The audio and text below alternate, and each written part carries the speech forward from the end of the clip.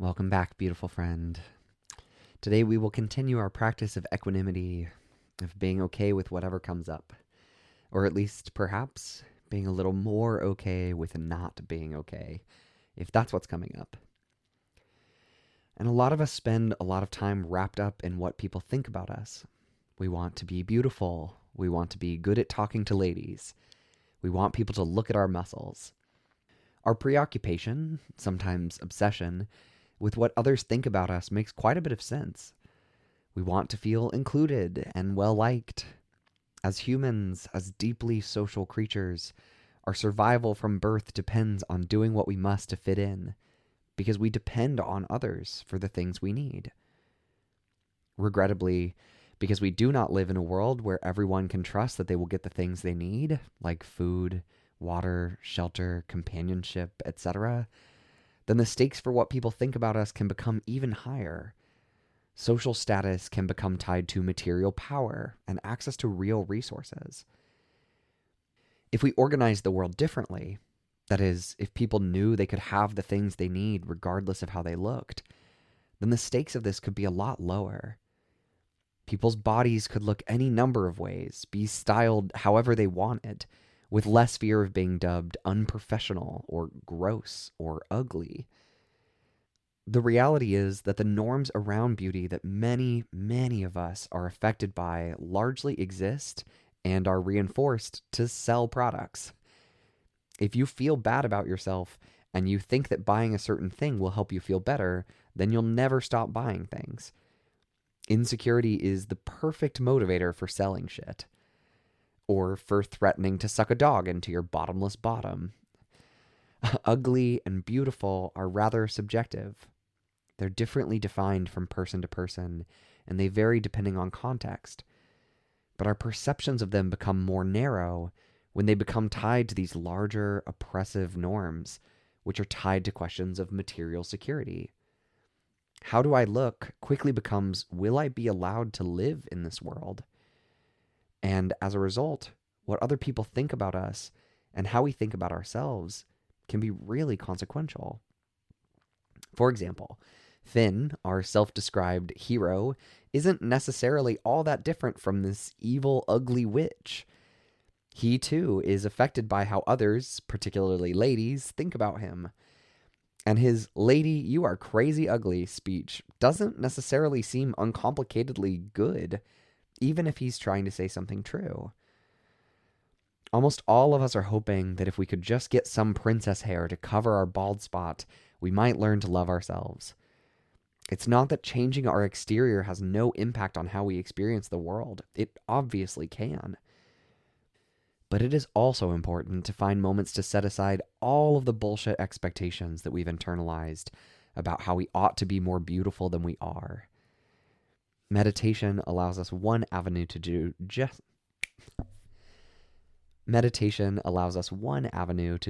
that. So let's try it. Get in touch with your feelings, babe.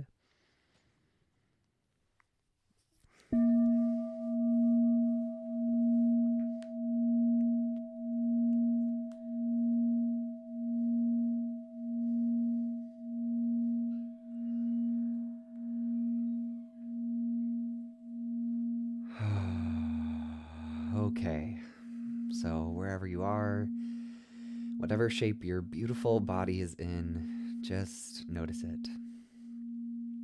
You can make any adjustments you'd like as you find some workable balance of relaxed and alert. Or just any shape that works well enough for now.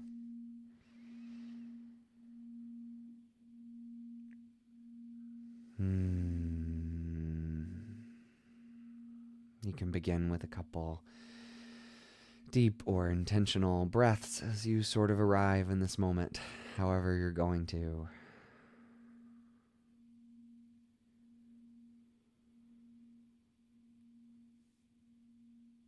When we come into the space of meditation, we tend to do so with a fair amount of momentum, carrying echoes and things and priorities from the day before us. And those can all just be there. You don't need to chase them away.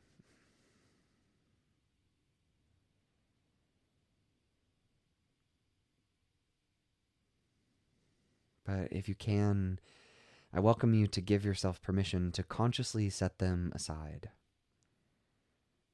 All of the judgments and expectations, all of the many hats that you wear and responsibilities that you have.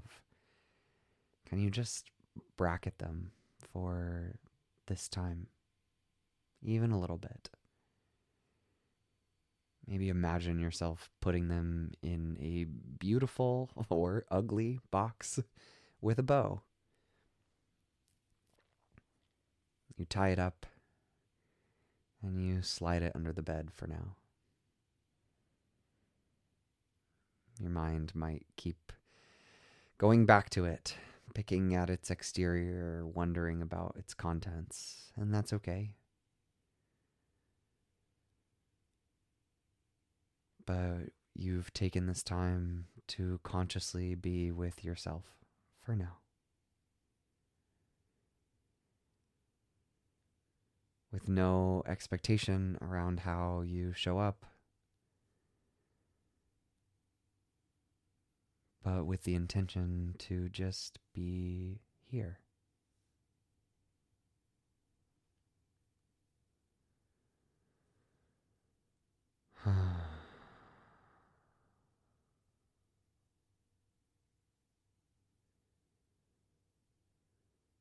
And here is itself complicated, dynamic. Many things arise in the field of the experience that is now. Sounds in the room around you. The feeling of your body in this space.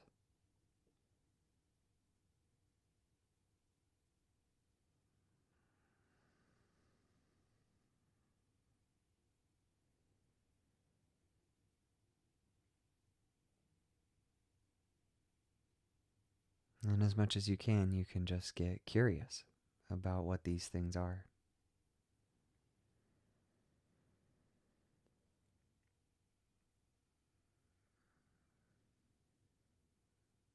Maybe that box of priorities under the bed keeps nagging and you really can't keep it down there. That's okay. That's okay. Or maybe you're able to find some still point for your attention to rest. Some simpler thing for your brain to focus on as your body just exists, as bodies do.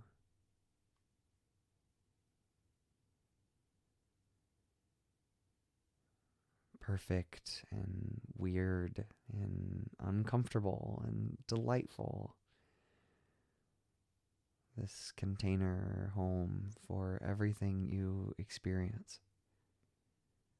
All of life as you know it, filtered through this weird meat sack. And it's yours.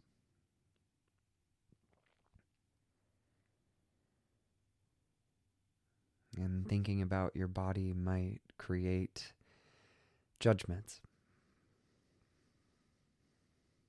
Things you don't like. Things you love.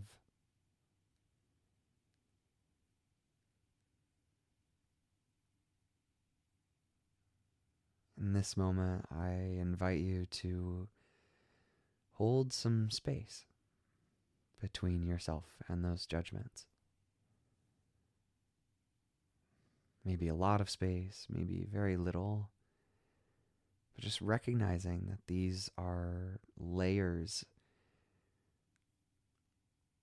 of experience that are placed onto you.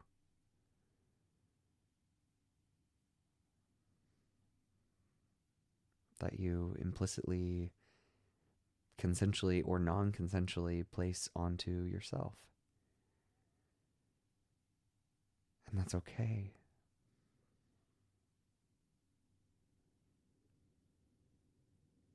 Being a part of this world means being a part of this world, not outside it, not away from it.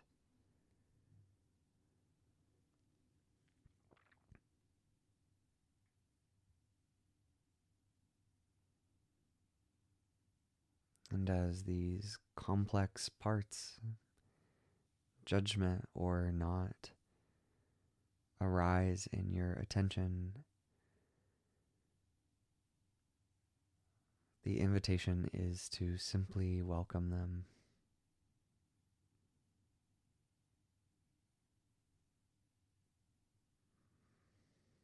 God, I hate thinking that about myself. Okay. Discomfort.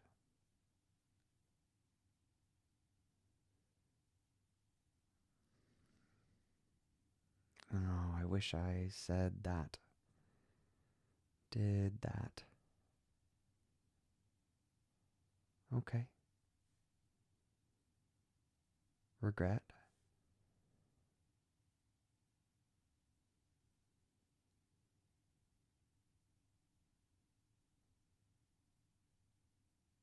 And in this space of acceptance, maybe easy things too.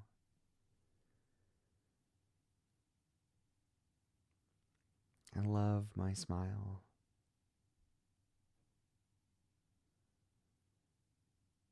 Joy.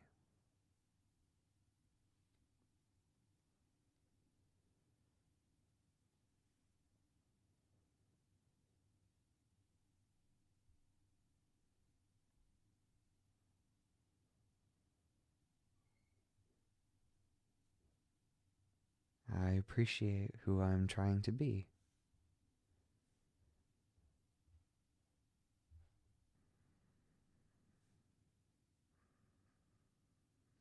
Whatever. It doesn't matter what your mind supplies, good or bad. Those two are just labels. Can you welcome as much of your experience as you can with tender softness, like a friend confiding in you? Things that feel good, things that feel bad, things that just feel.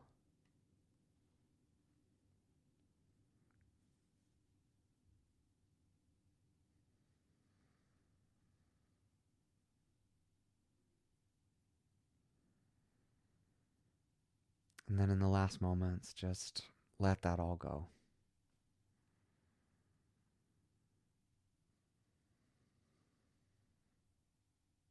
Just be. Just sit. There's no getting this wrong.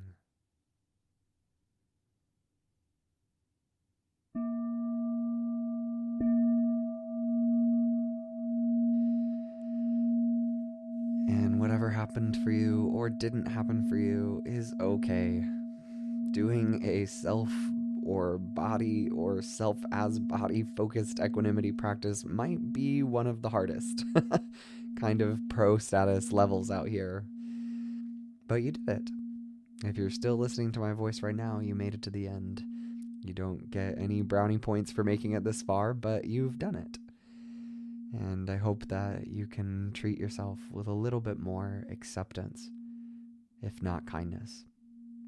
Though I have found that acceptance can tend to become kindness in time.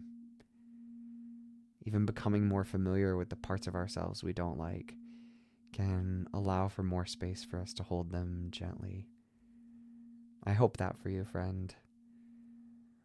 I hope we can all remember that ugly and beautiful are words that we really did not have much say in making for ourselves or labeling ourselves or others with. whatever's in store, good luck on your adventures out there. And I'll be with you again soon.